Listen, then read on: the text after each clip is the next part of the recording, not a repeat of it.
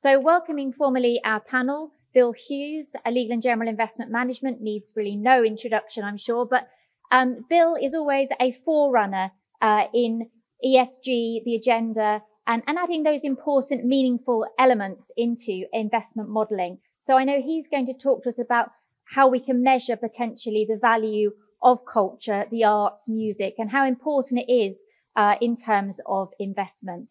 So really looking forward to that. And joining Bill on the panel, we have Jet Glossier. Now, Jet, I met a few months ago, and we've had some very interesting conversations on his work on the place of music and music strategies in respect to culture. And he works on many projects across the UK. He's been working on the nighttime economy strategy for Quintain and Wembley Park. He works with boroughs, local authorities, and he's got a really interesting insight into the place of music in master plans, in neighbourhood plans, and for buildings, etc. Also, we have Emma Wilcox from the Creative Estuary. We did an event on the Creative Estuary actually over the last 18 months as a virtual event, and it was an absolutely brilliant panel. And the Creative Estuary is fascinating. I don't know how much everybody knows about it. It's a 60-mile stretch through Essex and Kent. It is a real international cultural hub. It's amazing what they've done. They're showing in the Creative Estuary that cultural co-location works, that culture can be a catalyst for growth. And along the estuary, they have just some amazing creative industries embedded there now, and some really different sectors. It's absolutely fascinating what they've done. I'll let Emma tell you a bit more about that and how they plan it and how it's working. Now, Sarah Gaventa's joining us for the first time, so I'm really delighted that Sarah's agreed to come on the panel today. Sarah is, of course, at the moment, the creative director for the Earls Court Development Company.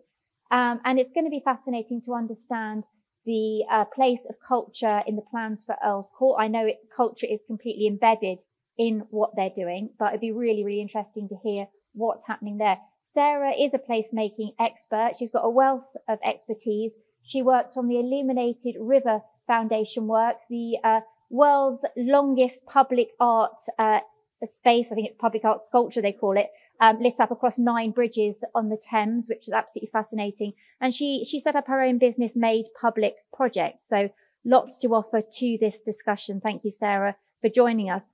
And Stacey Clark of British Land, Stacey's Chief Marketing Officer, and he has lots of experience, the last 20 years a consultant working with big brands like PepsiCo, and he knows both sides of it, where, what the customer wants and what to deliver. And he's working very closely in British Land on strategies for culture and some of their developments, like the amazing Broadgate, Canada Water. And it'd be interesting to hear the case studies from what they're doing there and what the plans are going forwards. I won't say too much about that because I'll let him explain during the discussion. But really looking forward to this. And we've invited Max Farrell, as I said earlier, to chair from the London Collective, which is a fascinating organisation. It's a network of built environment specialists that come together as a one-stop shop to do projects all across the globe. So have a look at what the London Collective do. We're part of the London Collective. It's a great organisation. And Max, again, is a placemaking expert and excellent in the comms area as well. So thank you to all of our panellists. Thank you to Max.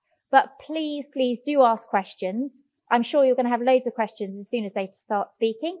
So we'll have Slido coming up. So do type in your questions and put your hand up in the old-fashioned way if you want to holler out and nobody is looking at your questions. But no, do get involved. I think what we want to do is to get as much opinion forming from today's discussion, as much debate coming out as we can. So thank you. I'm going to hand you over to Max now and to our panel. Please give them a warm welcome.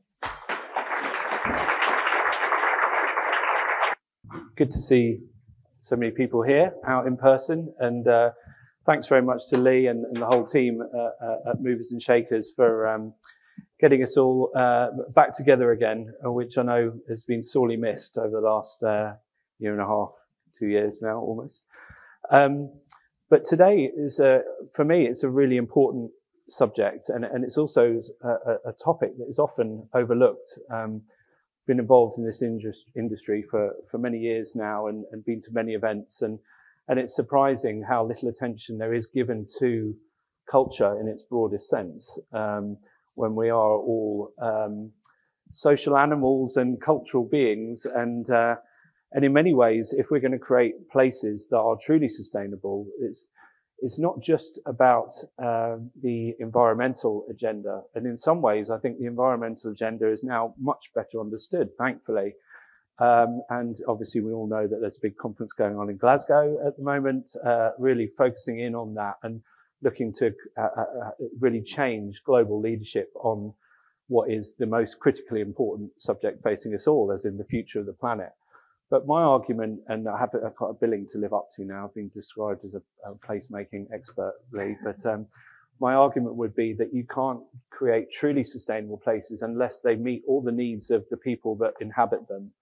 And those needs are in terms of social needs, in terms of school and health and work, but also in terms of what we do with our time and how we interact with each other, and also how we create places that are equitable and that are for everybody. And so, and that means culture in its broadest sense. And so we've got a brilliant panel today, and really looking forward to hearing more from them, lots of different perspectives. Lee has done some introductions, so I won't introduce everybody again. I think we'll just get stuck into a discussion. And the first question or provocation, I suppose, which I'll put to the panel, and do remember to get your questions in on Slido, and we can see them come up here, and I'll put them to the panel after we've had our discussion. The first question is around getting a better understanding of how each of you are involved in creating a sense of place, and also space for creative industries, people to express themselves creatively within developments.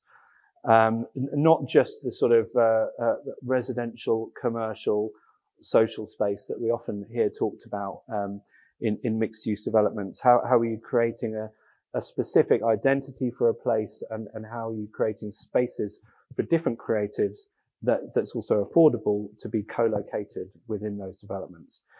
In many ways, you are the enlightened group, not least because you're actually here and talking about it and actively involved in projects.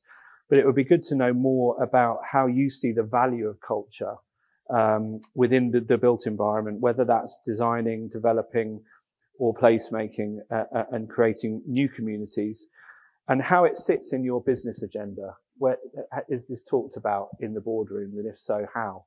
I think would be really interesting for everyone to know a bit more about. And then finally, how it is demonstrated in the projects you're working on.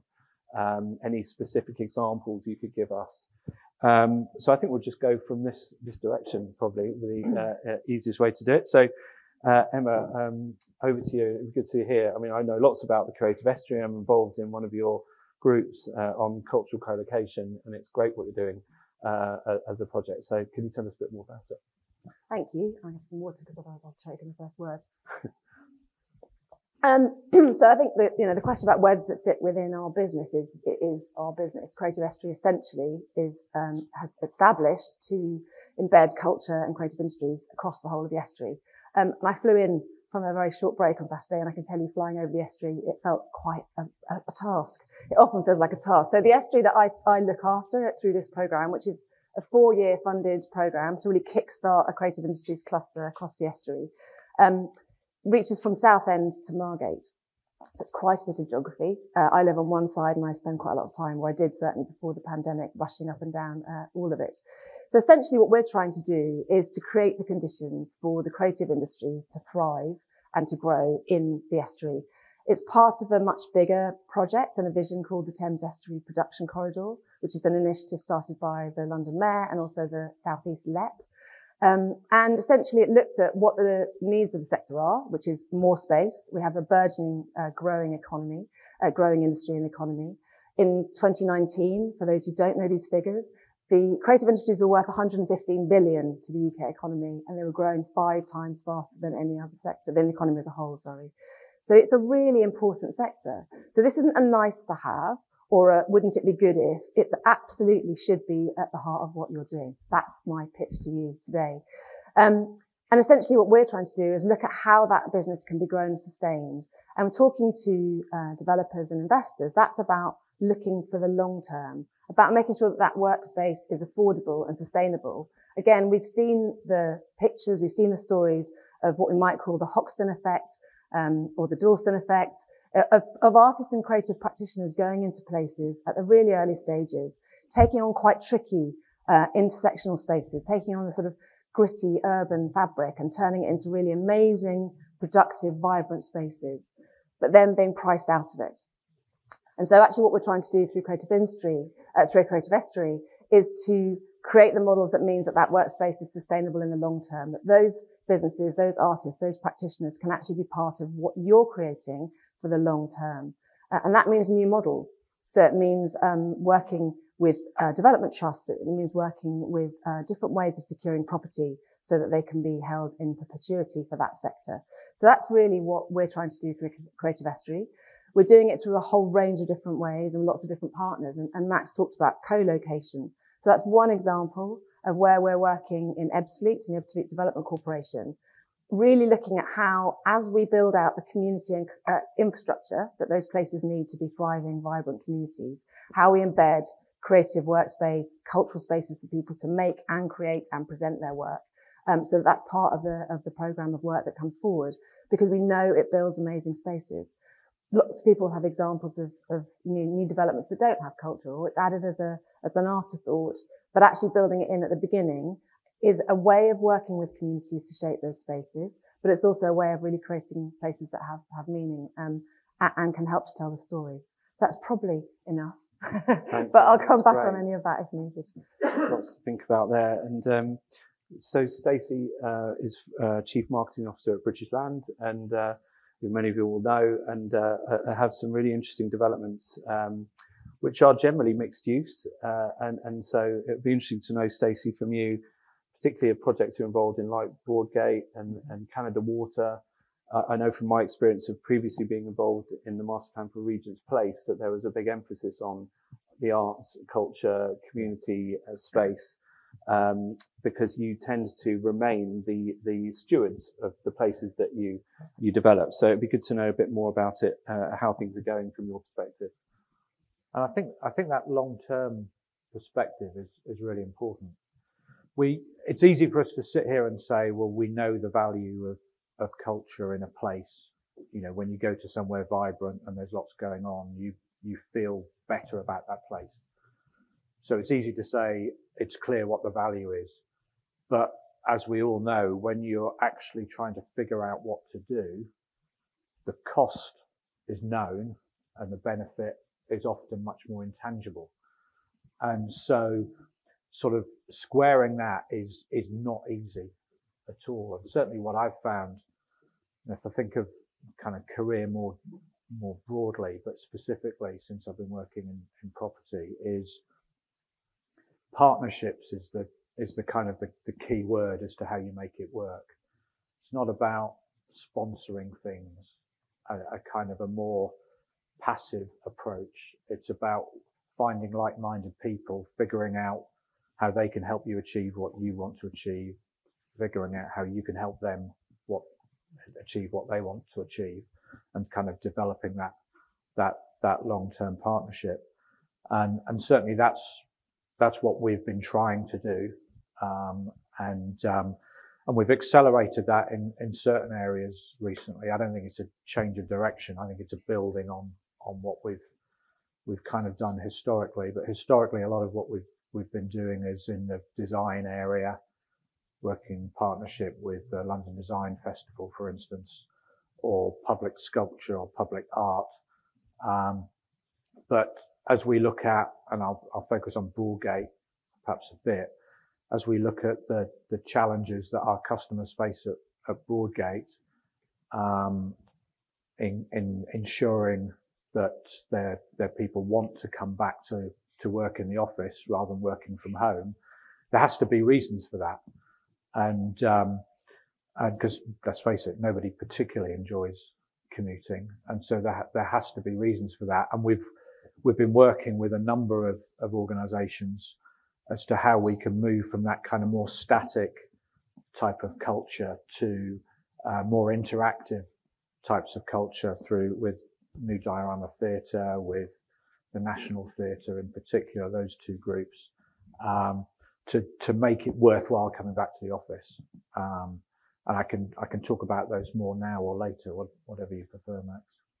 Let's come back to that. Yeah. That's really good, Stacey. Thank you. I've got lots of questions actually about the different projects and how you're approaching them and so on. So that would be good to get into. But let's keep going along the panel for now. And if we turn to you, Sarah, and many of you will know Sarah, not least because you were on the television recently, fronting up the Illuminated River project, but more recently, as of just July of this year, joining Earls Court as their creative director, which is actually not a common role for a lot of developers. I think there's people like Martin Evans at UNI that has been performing that role very successfully and championing culture from a sort of an experienced point of view. So, Sarah, how are things going with Earls Court? And also, it'd be interesting to know your impressions about the Illuminated River project, which I've just read here is the longest public artwork in the world, which is massive. I said it was, and no one's going to challenge me on that. Yeah, prove it isn't. Well, they do it in China, and then it won't be. And it is interesting what you say, because going back about having a champion, I think culture is fundamental to creating good places, and that's the bottom line, really. People don't want to go into a place that doesn't have it. And, I'd like to try and move away from words like vibrant, and quarters. For us at Earls Court, we're not a quarter with a whole, its culture it has to be across everything. So Illuminated River taught me a few things. One, never get a film crew to follow you while you do a project for a year, because you're going to have a lot of bad hair days when you're out on the river. But it also taught me, partly because we were also working during COVID, that culture is good for our soul, and you can't separate culture from well-being, placemaking, or any other things that make anything that makes life worth living. So when we were doing the project, 18 million people a year could see it if we ever get back to whatever the new normal will be, just going about their work or going about their own business. And I think culture isn't something you should have to pay for. Culture should be part of that general life experience, So what was important about Illuminated River was that it was across all the bridges in central London. You could enjoy it if you wanted to at night. You could ignore it if you wanted to, but it was there for when you were ready for it. And during COVID, a lot more people were ready for it because we needed it. It was about how important culture is to mental health, and we weren't expecting that. We weren't expecting people to email us and say, I've just had sort of spent 10, 15 minutes in front of looking at Cannon Street Bridge, which is not something people normally look at. And I feel a lot, I had a moving experience. And I suppose that is what we want to do, isn't it? Touch people, make people, give people experiences, and contribute to that, to their well-being. And that's, and it was something that was free. I mean, it just needs to be free, and there. And it needs to be something that, highlights the city that we're in, makes you feel more connected to a place as well. I mean, I think that was really important. People started talking about the bridges in a way they hadn't done before.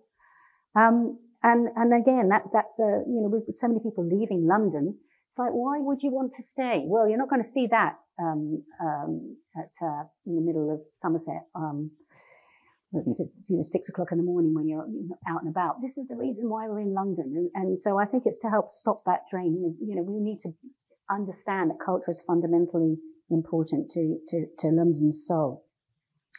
And it's about bringing people together. I mean, I think Stacey's sort of touched on a little bit as well. When you talk about culture, you can bring most disparate organizations and groups of people together, to create something that is very special.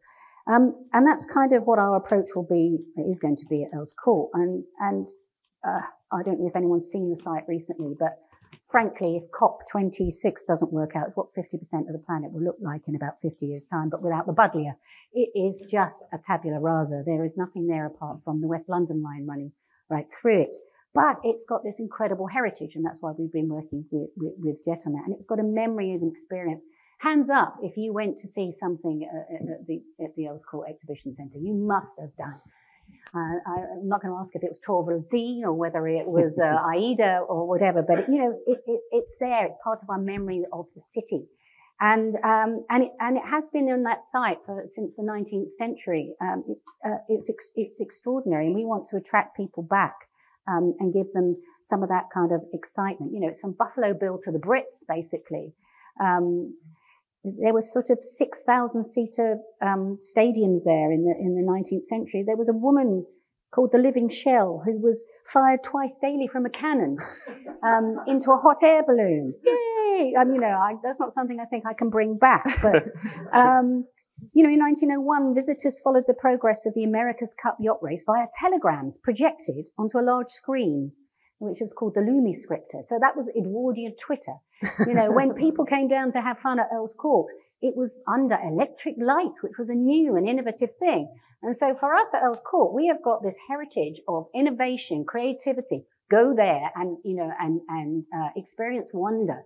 And that's something that we feel has got to be embedded within the project that we do, and bring that level of creativity back. So for us, basically, it's the whole reason of how we will attract cultural tenants, residents, and make a site that you can say can only, whatever's happening at Earls Court is only to be happening at Earls Court. But I'll get back to you about whether we're firing anyone out of Cannes. I suspect we'll have moved on into something much more PC. Maybe we could have a vote and see who we'd most like to be fired out. Oh, yeah.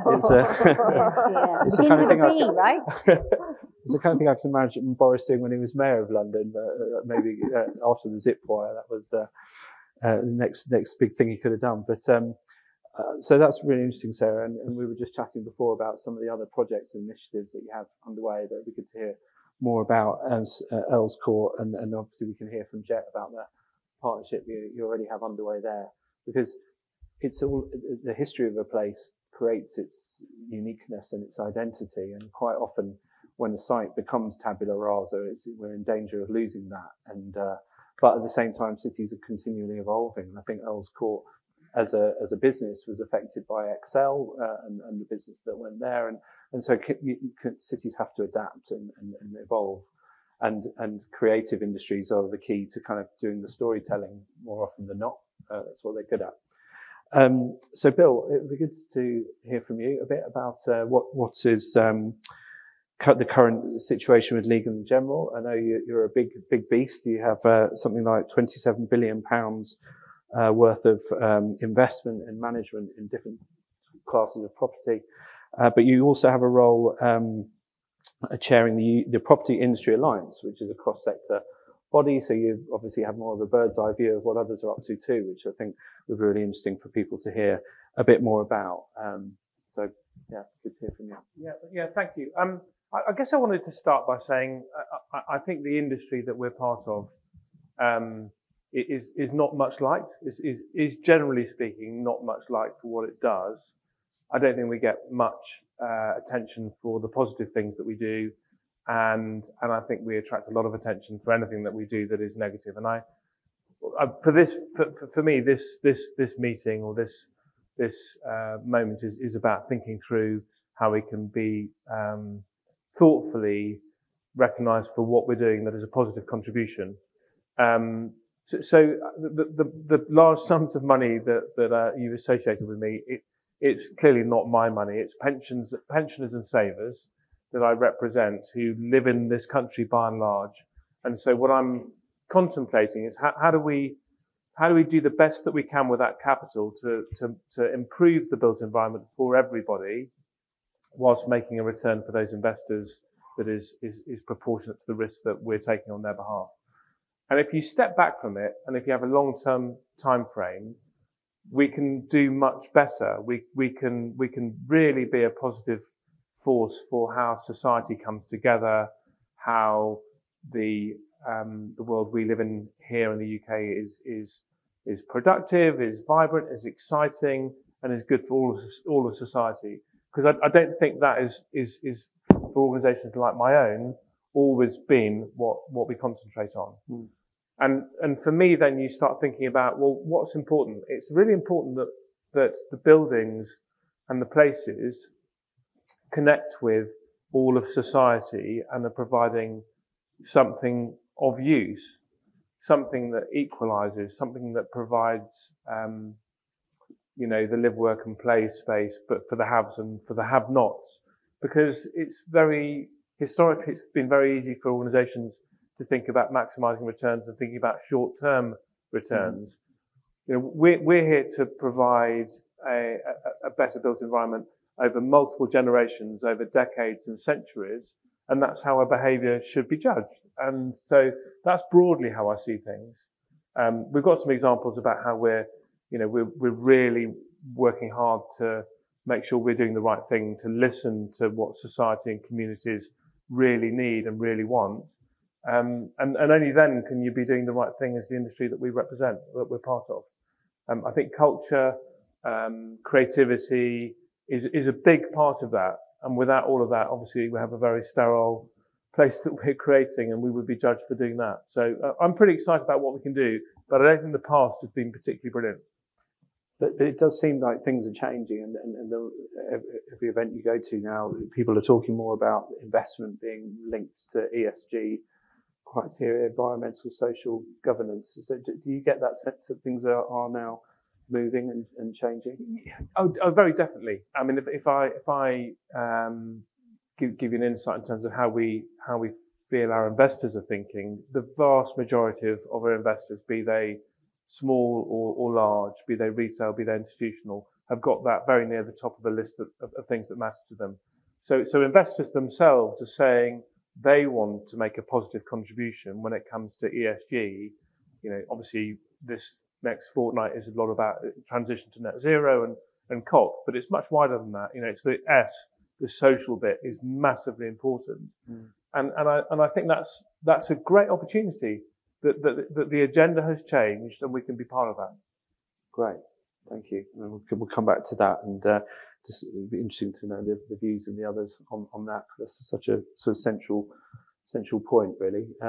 Jet, so many people here might not know about sound diplomacy. I know more about you as of very recently, and it's a fascinating organisation that's really, again, looking at a subject that we're all familiar with in our everyday lives. There's not many people who don't like music, but it's not talked about when we talk about placemaking very often at all. And it's interesting to think about why that is. But you're sort of making some real headway internationally in terms of music sort of ecosystems and how it can help develop this identity of a place, and how policy can help in terms of how it affects the local economy and so on. So tell us a bit more about sound diplomacy and also some of the things you're working on. Yeah, sure. You can normally tell who we are in the room because we're the ones not wearing the suits. My CEO is quite famous for turning up to these things wearing a hoodie, so we sort of stick out. So sound diplomacy, we work a lot with cities, governments, local authorities, and more the real estate sector on music strategies, to a lesser extent cultural strategies around the nighttime economy as well. So having to explain to people, first of all, what a music strategy is can be quite hard, especially to your parents who don't know what you do for a job. But when you look at cities and places, they have a music ecosystem. London has a fantastic music ecosystem. You have to think about culture and music as an ecosystem. And what is that? It's not just our live music venues, not just our studios. It's places where we go, where we create, where music are. Music is in education. Music is in the nighttime economy. Music is in hospitality, transport, all of these things. And when you start to think about it like that, it's a much broader thing than just, I go to the occasional gig and I quite like bands. Actually, it employs thousands of people across the capital and across the UK. It provides many social opportunities, educational opportunities and things like that. So we need strategies for those and how to maximize the potential. So what sound diplomacy do is we look at these places and we often respond to place-based challenges, essentially. So local authorities will come to us and say, well, we want a music strategy because perhaps we want to create more jobs, more opportunities. We want to create a more inclusive or accessible environment. So how do you go about doing that? And how you do it in local authorities and how you do it for the real estate sector, fundamentally, it's the same thing for all of these places. First of all, you have to talk to people. I can't go to a place I'm working in Belfast, for example, writing their music strategy, part of their UNESCO. I've never even been there. So what do? We go set up round tables with people, we set up stakeholder engagement, and we go talk to people. We find out what their stories are. What do they want from their ecosystem? Do they want more venues? Do we go speak to a venue? Have you been closed down because of noise problems? We go speak to music education providers. Are you struggling to teach music in schools and things like that? So once we find these problems, we then start to look at strategies for solutions. So things like, can we change the planning policy, like agent of change? Can we bring that into a place? Is your licensing policy, is it addressing how music or culture is understood in a place? And then what's quite important for a lot of you in this room is we do a lot of economic impact assessments as well. And I've worked out that's the best way to get people in this sort of room to understand the value of music, is to put a pound sign next to it. Essentially is, what are people spending in music? What are they spending their wages on? What are the people that they spend their wages on spending their wages on? And we can start to work out that it's a $1 billion industry, essentially. In the UK alone, I think it's worth £6 million that the music industry is. So for urban environments, this is a great opportunity. You can create vibrancy, sorry about that term as well, footfall, secondary spends and all of this. And for the ESG agenda as well, music and culture has this ginormous social impact opportunity as well. It can create jobs, it can create skills opportunities, all of these things. So essentially you need a strategy to do that. It starts with talking to people and working out what they want, essentially, and trying to respond to those problems. Great stuff.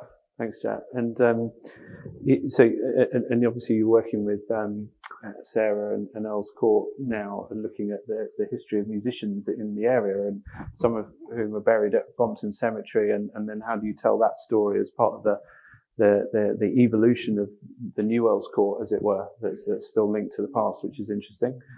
And but British Land have a very important venue at Printworks in Canada Water that I had a look round in recently, and is absolutely astonishing for those of you who haven't been. There are these gems that actually then become the sort of driver of the identity of the places that you're creating and add value. But there's a question here, which is actually what I was going to ask you anyway, Emma, which is good, which is from Alex Note, who's the co-chair of Creative Land Trust, because it links to what everybody's been talking about really, is how do you actually more specifically define and give evidence about the link with the financial value, the incentive in terms of investment that shows there is a value for having creative workspace, cultural space located alongside residential and commercial. And there's the report with the Creative Land Trust and Creative Estuary. If you haven't read it, look it up, because it was published just a few weeks ago.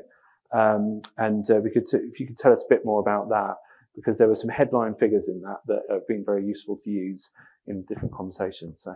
Happy to. So yes, Creative Land Trust, and Gordon's just over there, Chief Executive of the Land Trust.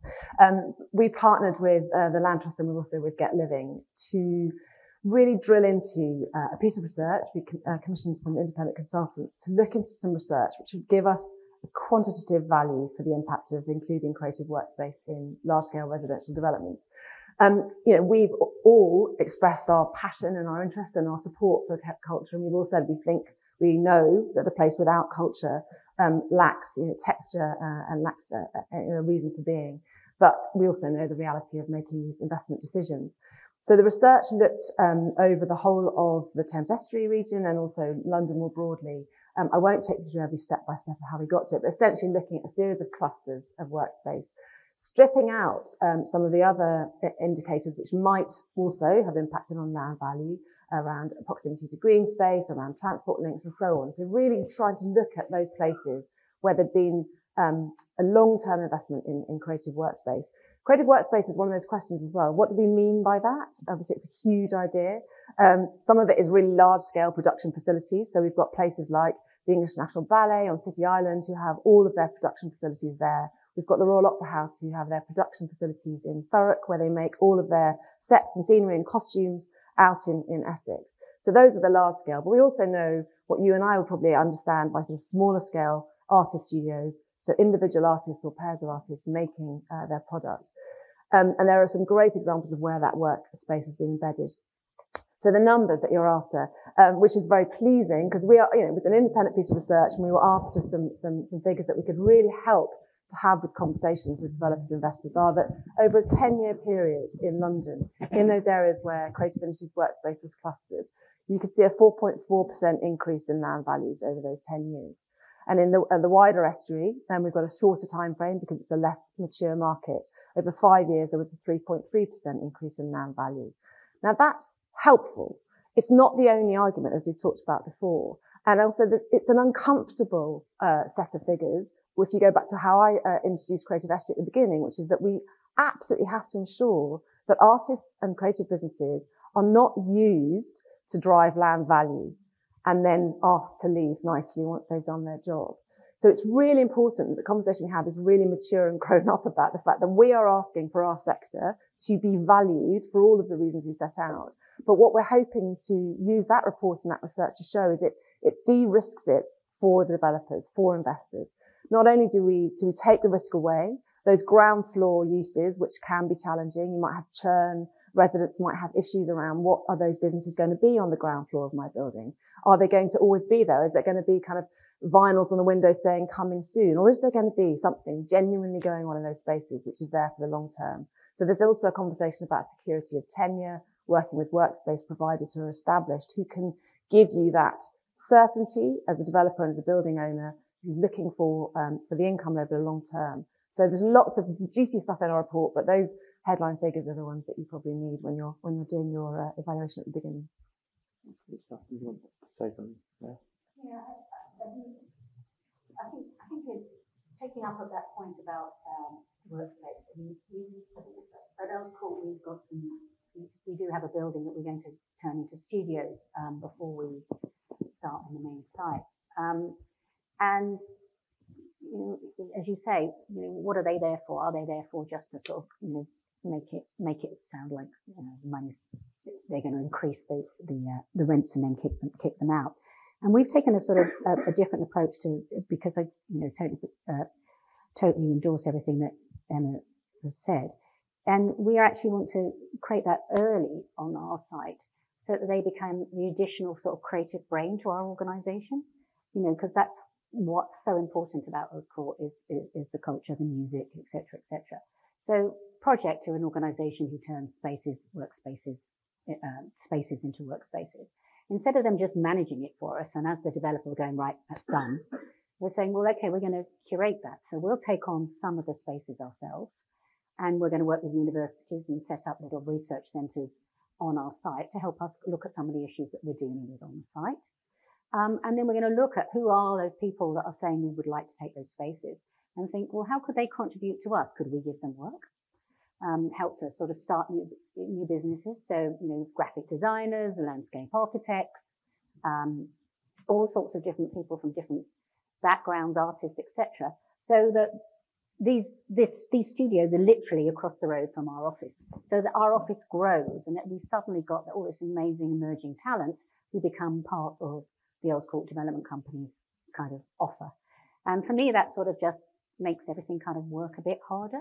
And gives them confidence in the fact that actually they're contributing to the place, and working. And of course, we would be going out to local businesses first as well. So that, again, because it has to be, we want to make those relationships. So in a way, it seems to me an efficient way, and a creative way of sort of making sure that is real and valued. And as you say, they're not there to tick a box and then they disappear. Because obviously, if we're paying for their services in the next few years, then hopefully they can grow and move on to different places in the borough. So I see that as part of our role, actually, mentoring and supporting those sort of organisations rather than just see them as a box ticking exercise. I suppose that goes to what you were saying, Bill, around challenging preconceptions of people involved in property and real estate, and actually best way of doing that is by very meaningfully engaging with the community, which also has the advantage of creating better outcomes. So it's a kind of a win-win. It's just, I suppose, surprising that it isn't more commonplace and isn't being done across the board. It'd be interesting to know your view about. Yeah, I mean, to Alex's point, I like the fact that we can measure things and then people can calibrate that, but not everything is measurable. If you take a building that we've been involved with called 245 Hammersmith, we've used something called the social value portal to ascribe a monetary beneficial amount associated with impact on society, measured by local employment, health, well-being, provision of opportunities, all that sort of stuff. But I'm not going to place any great weight on it. But the world we're moving into now, and this maybe relates back to what I think is the important part about the question. In the old days, an organisation like ours would care about income security, and what they would do is they would tie people in, organisations, into a really long lease. Right, so that provides you with income security.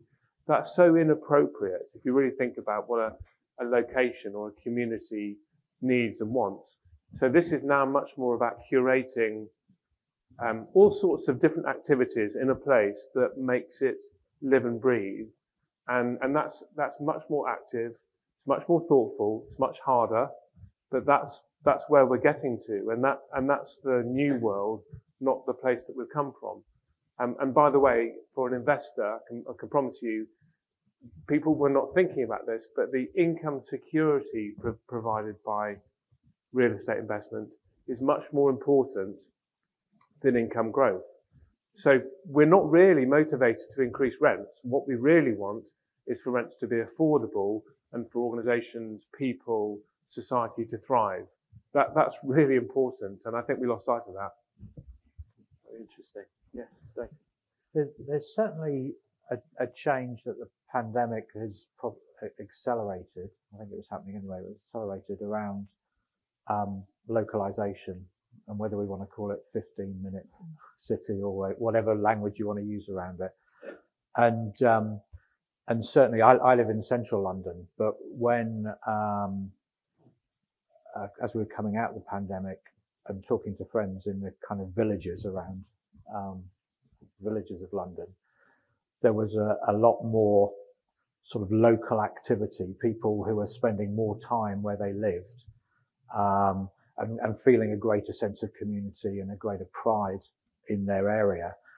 And as we go forwards, I think that trend's going to stay here. And so we need to be looking at smaller areas, not London as a whole, but a Canada Water, for instance, or a particular area, and how can we provide everything there that people need?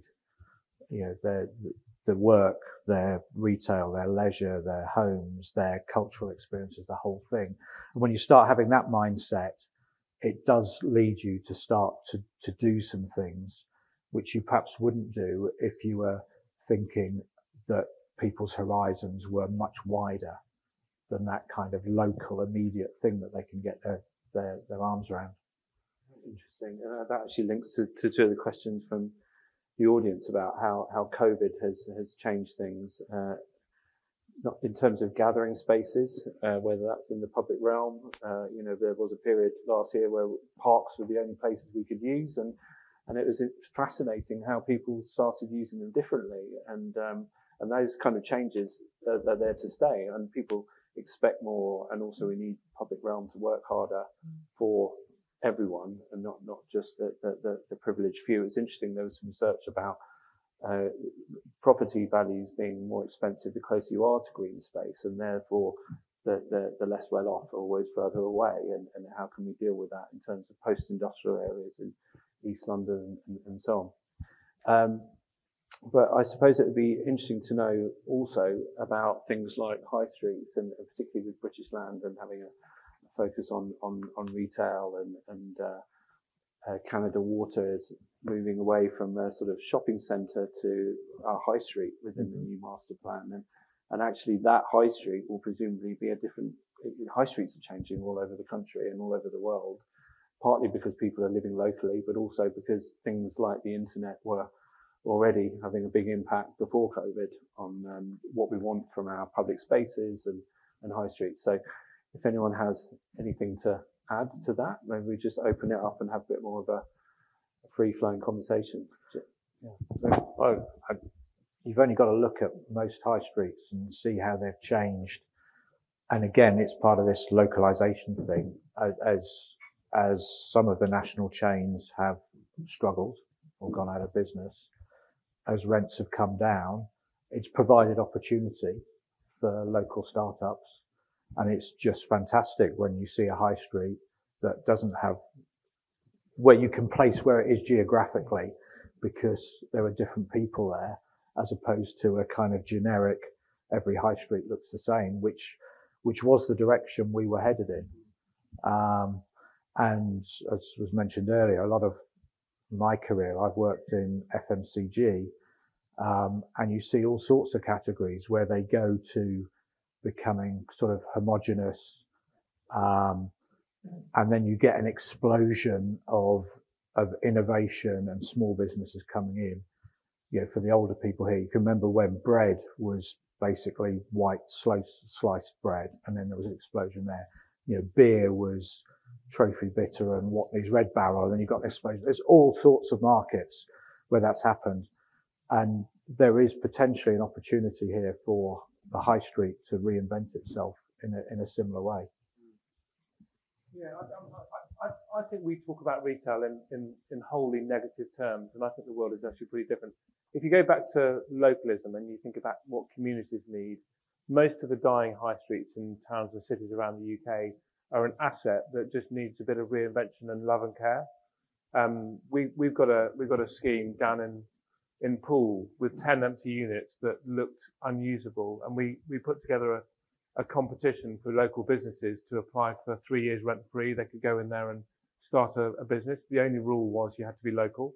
We've got 10 busy occupants who've never been in business before in a place called Kingland next to a shopping centre, and it's just so exciting to see what you can do if you remove the disbelief about dying high streets and you move away from these multiples that have been visible on high streets forever, and they're all the same in every single city and town you go to.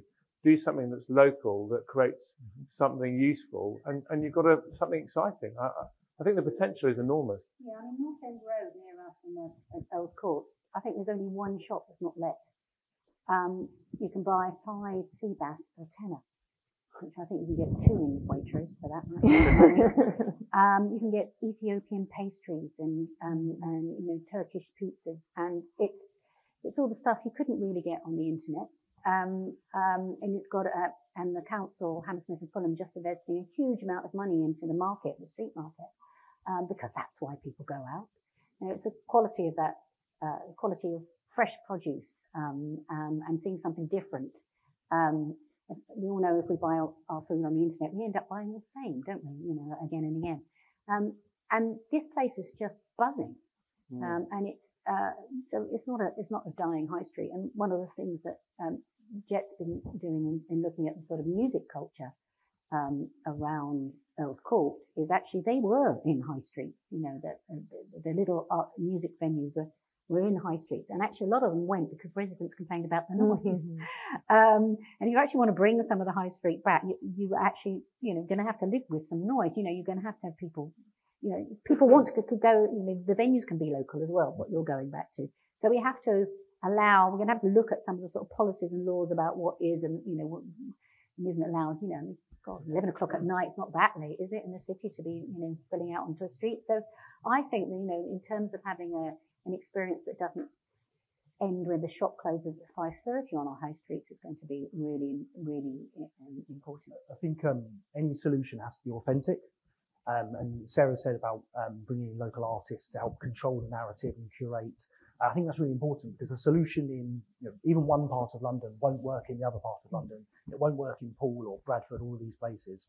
So I think the property industry and local authorities have a responsibility to find these people, to tell these stories, to help them curate their place, because it is their place as well. You know, we're there as well. We're building it, but they need to be part of that journey. And I think that authenticity is really, really important. And I think that can help with high streets and shopping centres and post retail as well. You know, finding people to come up with innovative solutions to take spaces. Look, why do they want to be there? And as you said, post-COVID in the public realm, people started to gather in parks more and more. As it gets colder and wetter, as it does in this country, people are going to find new places to try and congregate, and they will be our shopping centres, our high streets. But you have to give them reason to be there. And unfortunately, a Tesco Express at the bottom of the building is not a good enough reason. So it's music, it's culture, it's the things we enjoy and the things you can't necessarily buy online. You get involved at the sort of policy level, and I think that's quite interesting to try and understand how important the role of policy is in enabling kind of things we're talking about. Because I was at the London Real Estate Forum a few weeks back, and there was a session where the leader of Westminster was having a hard time because they were changing all the outdoor seating and removing it. And she said, well, she was actually going from there to a residents' meeting where they were all demanding that it was being removed. And there's always these tensions, isn't there? So policy and sort of leadership at the local level is really important. And that's going to be different in areas like Westminster than it is in the Creative Estuary, where actually there's a real need for the regeneration and those different drivers. So just interesting to know from you as a group what your experience is of the sort of policy landscape, how that's changing and how it differs, and how we can sort of raise the bar, as it were, to enable the kind of things we're talking about. Well, just building on what was said before about high streets, I mean, we still haven't solved the problem of empty shops. So there are some empty shops and great landlords who are happy to give those short-term tenancies, but we know that, even when there's a really compelling business that wants to locate to a high street, finding who actually owns that shop and being able to get hold of it isn't necessarily easy. There's also issues around changes of planning and a kind of tendency towards conversion to housing. So how we think about this, these challenges, and often, certainly in my bit of the geography, we're dealing with small second-tier local authorities. For those of you who don't know enough about local government, they don't have necessarily the capacity, the skills, the power, the levers to make those implementations in their places. So one of the big things we're trying to do is to create a suite of a toolkit, helpful policies that will help planning, colleagues within small authorities to understand what they can do, rather than defaulting to saying no, it's not possible. It's like, how do we create the potential for things to happen that can be short term, that can test and try. And Jet and I were talking earlier about, especially around music, people who deal with licensing and the complaints from residents have a very specific set of rules within which they can operate. And they don't necessarily talk to the people in planning or the people who've written the cultural strategy. So getting that joining up across different policies is really important. And I'm going to make one slightly provocative statement, really, which is that we've been talking a lot about arts and culture and creativity and the value of it. One of the biggest policies that we need to tackle is the fact that in this country, we're completely hollowing out arts and cultural education. So we won't have all of this amazing stuff in the future because we're actually cutting it off at the knees. So we can talk about planning policy, we can talk about investment policy, but actually we have a policy that says we don't value this at school or at university. And so there's just just something that'd be interesting to know, how we tackle that. We're really good at promoting science and engineering. Brilliant. Where does innovative and creative thinking start? It starts at school, and it starts by doing innovative and creative education. I would say actually developers are more creative than actually the ones that are leading policy in a way, because when you look at what happened during the pandemic to parks, I used to be the government's advisor on parks and green space and the public realm at CAPE for 4 years. And we tried so hard to make a case for parks and green spaces and local authorities to be statutory. It's the natural health service. Quite often a parks department is actually under cleansing and waste management. That's how many local authorities value it. And what happened during COVID, we're actually, the spaces got overused, and destroyed in many respects, and couldn't cope. And it's actually the public spaces that developers are making, and the green spaces on all their developments, which are far better maintained and are much more creative, which proved a huge respite for people during that time. So in a way, again, this thing about getting the bad rap. Actually, some of the best spaces that I enjoyed during those times weren't provided by the local council. They were provided by developers. And actually, we all know that the people use spaces most when they're 300 metres from their home. It isn't necessarily about size. It's about the quality and proximity and what it offers and the amount of nature that you put into it. So in a way, you know, I've sort of kind of given up, you know, having worked in government and tried to persuade CLG to see the light. And it took a pandemic for anyone to realise that parks are actually really important. But what, you know, it's not going to change. They're never going to be statutory. But people in this room can make the biggest difference, I think, in terms of saying, well, you know, sod that for a game of soldiers. We can give, it's about being generous and it is about placemaking. We can create those places ourselves. We don't really need the policy to guide us because it isn't going to happen. It's certainly not going to happen for green spaces. And it's a disgrace, frankly, but that's the way it is. And in particular, we shouldn't create the impression that a lot of the stuff we do is because we have to do it. Because you sometimes get that impression that people are doing things because of planning, because they've got to do it. And a lot of the time it's not. It's actually the right thing to do to make that a great place that people will want to be. You mentioned just before this, when we were having coffee, is that with the new Diorama Theatre Regent's Place, it was part of the Section 106. Yeah. But actually in Broadgate, you're now doing it, you're investing your own money into space for the theatre and rehearsal because you realise it adds value and it's not an obligation. Yeah, so 10 years ago, 11 years ago, New Diorama Theatre was a Section 106 and had obligations attached to it in terms of allowing the local community to use the space. I'm using those words quite carefully. We don't view it like that now. You know, it's part of, or almost from day one, it's been part of what makes Regent's Place a great place. The local community embrace it in a way in which they wouldn't if there wasn't that facility there. And we built a good partnership with them. And so what we're doing at Broadgate now, it's 20,000 square feet of rehearsal space. It's one of the biggest complexes of rehearsal space in London. Over the next year, we're expecting thousands of people to participate in projects there. The NDT is working very closely with local theatre groups, so it really is properly engaging the local community. And the great thing, because we've only been doing this 2 months now, is that a lot of our customers at Broadgate are now talking directly with the new Diorama Theatre about how they can work with them and how they can support them. And it looks like we're on the cusp of creating something that is sort of self-sustaining, and it doesn't need British land to support it. It will generate a life of its own, and that's success when that happens. It's interesting, isn't it? Like, you know, the ideal anchor tenant isn't now Marks and Spencer's or you know, a bank. It is a cultural organisation, definitely. And I think that sort of basically sums up the sort of mega change, isn't it? Absolutely.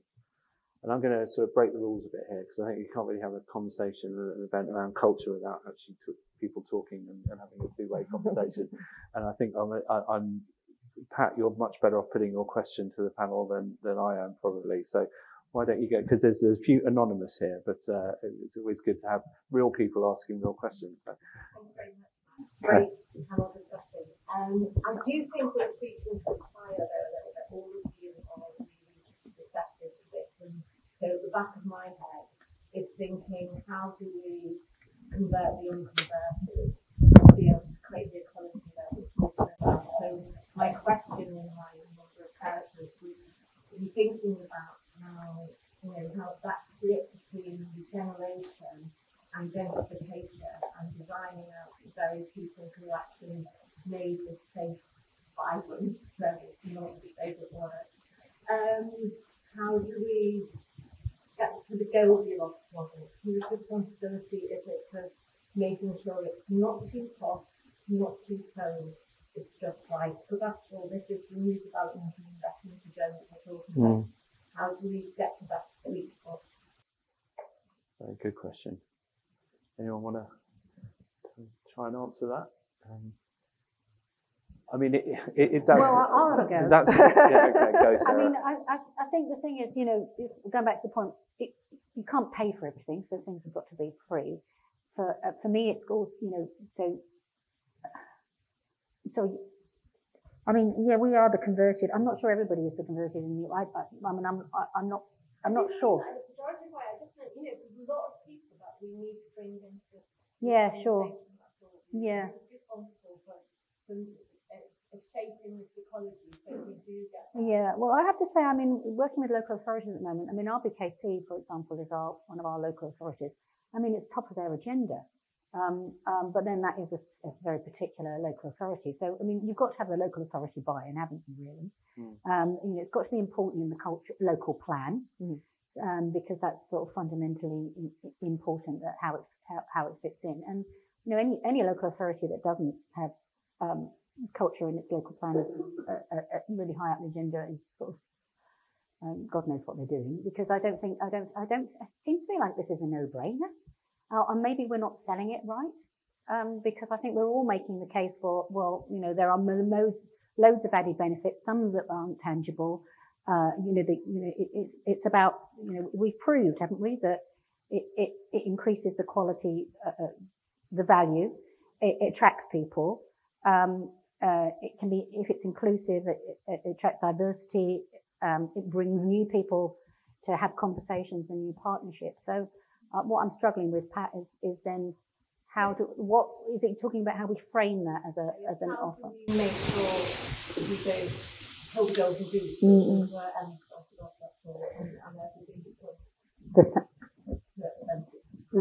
get that balance right? Yeah. Well, I think that's true, but for me, it's definitely, it's not about a culture that you can only be experienced if you've got the money, right? And that's why it has to be fundamentally part of our sort of community engagement programs and done locally and with people, and embedded. And it isn't something that is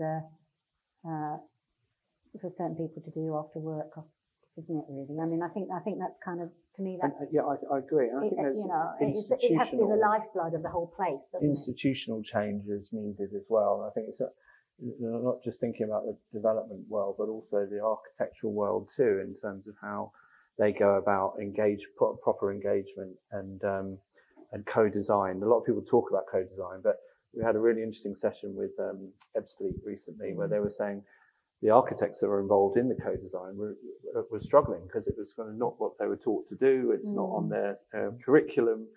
And actually, there's only a few that are really naturally taking to it, and the majority actually, it's a completely new world about really properly understanding the makeup of the community, what they want, and ultimately they are the end users of the place. Is to try and consider culture at the end, or when you're being told to do it, because by that time it's already too late, essentially. Any design or master plan you're thinking about with culture, it has to be built in, not bolted on. So you have to take people along with that journey with you. So they fill the spaces, they make them colourful, you'll make them fit for them. If you're coming in and saying, we've got this huge space and we don't know how to fill it, can you find me an artist? It's too late by then. That space is kind of doomed, I'm going to be unfortunate to say. I think it's also just having it in all your thinking. So going back to Bill's point, with the pandemic and things, I noticed everybody in culture was much more generous. You could, I'd be in a Zoom and someone said, I've got to be at the I'm watching a National Theatre production in 2 minutes, got to go. Suddenly all the arts and culture, it became free, didn't it? And online and much more kind of accessible. And we keep thinking, well, how can we as a developer, as we're creating a place, engage with the community around culture to sort of maybe get them excited about the place again. So Jet was doing, all of you in this room must have a dozen reports that you've commissioned, right? And Jet's produced quite a lot of them for us. And we've all got sort of, cultural strategies and plans and et cetera, et cetera. And so this was all the research that Jet was doing for us, for our sort of strategy. And I was looking at it and I said to him, wow, you've done so much work on the sort of all the musical sort of icons in the area and all this incredible heritage. How can we get this out to the public? Because we have, developers are the biggest sort of data collectors now in terms of all this amazing information. And so something I did with Illuminated River was we created soundtracks. We actually worked with Guildhall students and created music for each of the bridges. And what gets work, there was all this wonderful material. So we've created a series of soundtracks for Earls Court. There's one that's an active one if you're running and exercising. There's a well-being one. There's one where we've we're working with the Royal Parks. I mean, it was our idea and they were like, yeah, let's go for it. Which is, we've got Brompton Cemetery, which is full of people that, when they were alive, were amazing musicians and artists, etc. And so now you can just download, we haven't launched it yet, but you'll first hear about it. So the people in the area can download and sort of reconnect with the musical history of the area. And it just felt like an interesting byproduct. We've got all this material. I think it's also our role to sort of actually share what we're learning, and along that process, rather than we employ all these consultants, we've got all this material, and then we produce another report. It's sort of, there's all this really interesting work going on, and it didn't cost much to do because we'd already paid for all the work, right? So how do we get it out there and get people excited and involved from day one, really? So I think we're going to close to drawing things to a close, I think, Lee. Oh, yeah, really keeping one more. So why don't we go along and everyone can give their final thoughts, because there's some really good thinking there and some good questions and one of the questions is or potential ideas about how you kind of enable the Goldilocks solution is from David Jennings saying, could investors set up trusts or long-term agreements to provide space in perpetuity for non-profit making cultural organisations, which is an interesting idea. And so that might be something you support or not, or if not, maybe another idea or your final thoughts, basically. And why don't we start with you, Jet, and then work this way? Yeah, sure. We're exploring this model of a community interest vehicle. So creating, this is very music specific, so building music studios or venues and having the developer or the investor, as it were, have points or shares in the things that are created there. They can draw those profits out.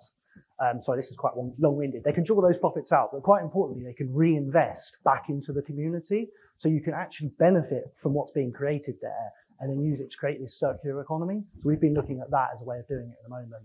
We haven't quite got there yet, but that's kind of what we're looking at. Great. Thanks. Bill. Shout out for Sound Diplomacy. They got us thinking a few years back. Shane worked with us on how can you use music in buildings that we're responsible for. And off the back of that, we launched something called Musicians and Artists Exchange. We helped to fund it. And it was launched in October. We had some live performances of music in 245 Hammersmith, really connecting with the community, getting all sorts of musicians from all sorts of walks of life to perform and to energize the building. Successful project, but it also showed me what you can do, which is not about making money. It's about lending the built environment for live music in a way that can be enhance the value of the building for everybody. So look at that, Musicians and Artists Exchange. Max, it's not named after you, but it's Max. It's called Max. That's been a really exciting. That came out of the pandemic, because we could see musicians and live entertainers really struggling for air, and we thought, well, we'll lend our buildings for you to do performances. Something to look at in terms of creative Estuary, isn't it? That sounds really interesting, Bill. I'll look that up. There's a website for it? Yeah. Max.com. Max.com. Sarah. Well, yeah. I mean, I think some of most of the interesting organisations are not for profit, aren't they? But I mean, I think this whole thing about the pandemic and I think the developers have been the ones that sort of, it is a different model now where this generosity or giving back or the chain or this exchange is fundamental to be genuine about our sort of placemaking ambitions and being stewards and being, at Earls Court, we will be there a long time, and therefore we need to have these kind of relationships that are ongoing and help build and create this sort of legacy, because this isn't. I think everything that I'm hearing is actually really very positive about what we about this future.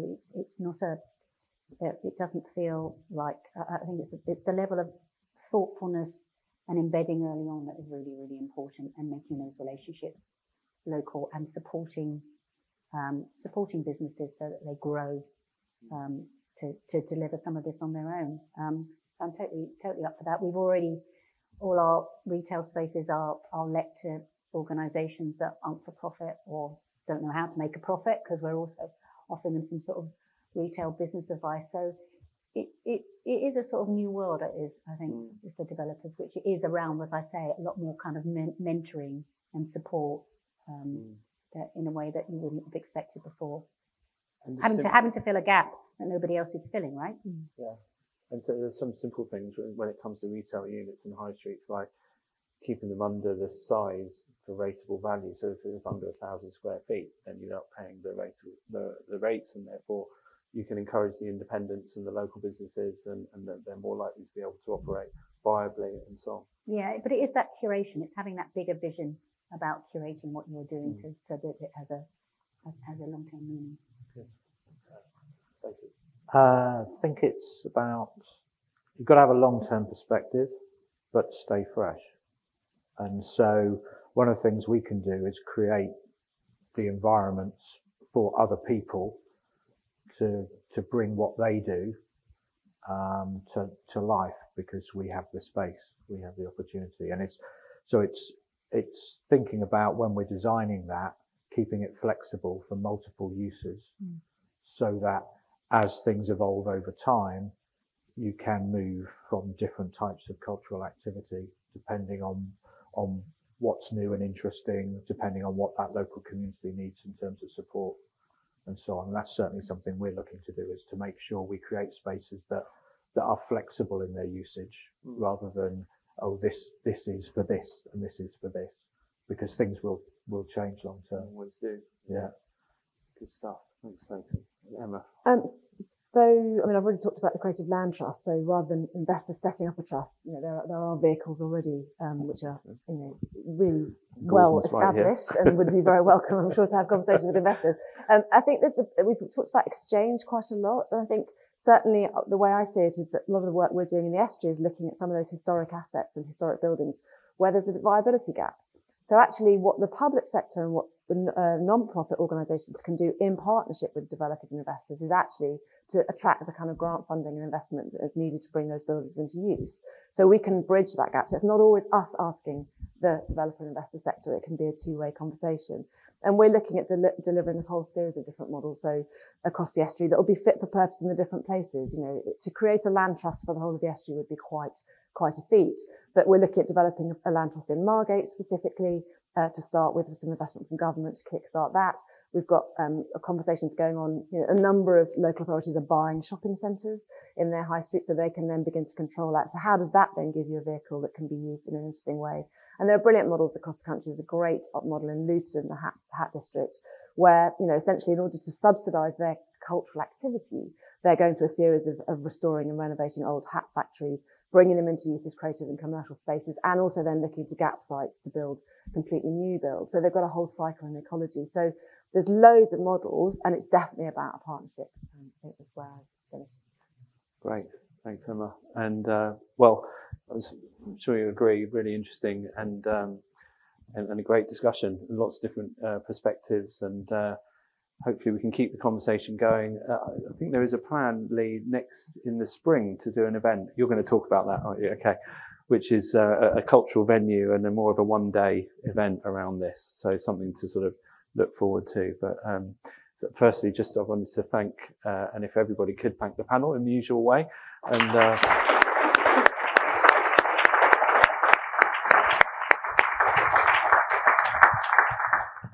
thanks everyone. Thanks Max. Thanks you for the panel. I thought that was absolutely fascinating. And I know we've overrun a bit, so apologies for that, but it was certainly worth it. And I was going to say we could go on all day, but we are going to go on all day next year.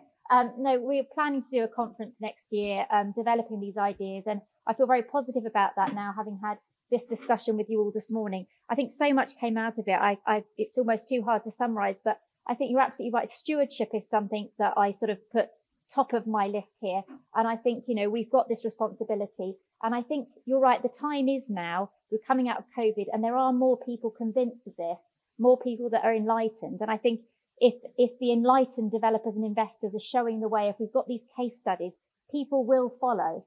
You know, it may take them a little bit of time, but we've got to set the standards, and the responsibility in the built environment is important. And also when we look forward to future generations, we've got to retain that cultural diversity. We're talking at the moment about biodiversity, climate change, retaining all these differences, but cultural diversity and our individual heritages are so, so important. And how collaboration works to make this happen, the private, the public, plus community, you know, really getting into the local community, delivering value for everyone. I think when it does come together, it works really well. But when we talk about levelling up, we've got to level this up across the boroughs, across, you know, the UK. Everybody's got to have fair, equal access. But honestly, I love the music side of it. And, you know, we'll be working with Jet and everything that you've all talked about. But we've got to bring this conversation forward. And as we say, the time is right. So let's go for it. But thank you so much, all of you. And I hope everyone enjoyed it today. Lots of questions. Do carry on chatting on the community about it and connecting with each other.